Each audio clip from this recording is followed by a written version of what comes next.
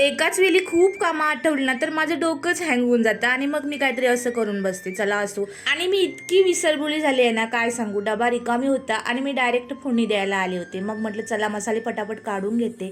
आता डबा तर मस्त धुवून घेतला होता आणि हे तर माझ्या आवडीचं काम आहे डबा भरणे. आणि मग मी डायरेक्टच फोडणी देते. आता गॅस तर बंद होता हेही माझ्या लक्षात नव्हतं. चला असो. आज दुपारच्या टायमाला फक्त डाळ आणि भात बनवायची होती. सकाळी पोळी भाजी झाली होती त्यामुळे जास्त काय नव्हतं. मग काय जेवणाचं आवरलं होतं. म्हटलं ना ड्रायफ्रुट्स आहे ना तसेच ठेवले होते, ते पटपण असे डब्यामध्ये भरून घेऊया. कारण डबे ना काल धुवून ठेवले होते आणि ते सुकले होते.